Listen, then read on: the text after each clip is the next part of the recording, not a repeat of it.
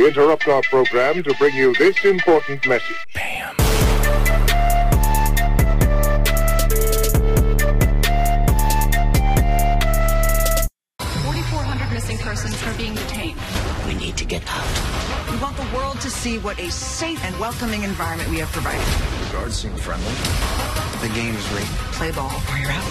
I'm gonna make myself the star this show needs. Hey, what's up and welcome back to Pondering Pilots, where today I'm continuing on with my 4,400 coverage with the third episode of the first season entitled That LaDonna Life. Now, LaDonna is probably the most annoying character in the series, second to probably the Doctor, since she's the reality TV show personality, Valley Girl, essentially, Paris Hilton.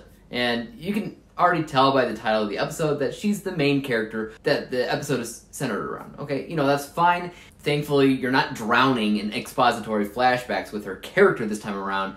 And as far as I can tell, she isn't really an important character either, but we do learn by the end of the episode what kind of ability she has. At least a glimpse of it. And that's the ability to materialize or dematerialize anything that she wants.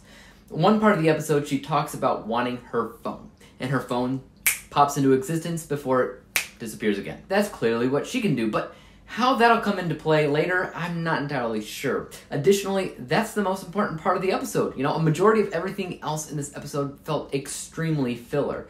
Each character had a slight focus on what's going on with them, though, so the Doctor realized that his medical knowledge is pretty darn outdated, and he wants to learn a little bit more about that. The lawyer makes it up to her daughter, promising to be there from there on out. The social worker chick gets a little bit closer eye on what's going on inside the 4,400 hotel and how it's unfair. So she ends up sending out some kind of viral TikTok, Instagram, or Twitter post, something social media-wise anyways. And a number of members of the press get a slight tour of the 4,400 area, but they're not actually shown the actual missing people yet.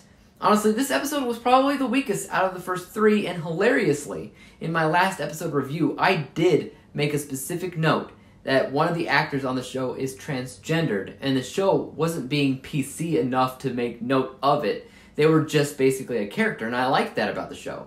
And I'm putting my foot in my mouth right now because, well, they did do that in this episode. They took that into consideration, and they talked about it, and our transgender character now needs the help of the Doctor to find some kind of hormone medication, which they hadn't had in the last week. I get a lot of people probably are without their medicine after being taken, and our Doctor character comes from the distant past, when there was no such thing as transgenderism, or at least not publicly known.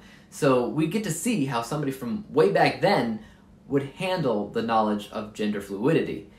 If it was realistic, somebody from his time period would probably not be open to it at all, even if you're a man of science or medicine. But knowing the CW and seeing how dorky his Urkel character is, you'll be fine. Now, I won't automatically call this show horrible because this episode wasn't the best. I'll just say that it kind of hit a snag.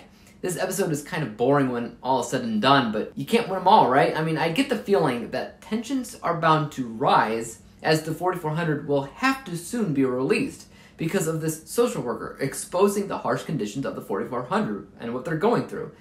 After that, though, after they get released, anything could happen. But yeah, that was episode 3. But what did you guys think about it? I feel like if you're still watching at this point, you will at least enjoyed the first couple of episodes, or at least curious on if it would get its stuff together by episode 3. But in your opinion, did it? Let me know, and as for YouTube, you guys know what to do. Hit that like, subscribe button, and bell to be notified when I come up with my next episode review. And until then, peace out.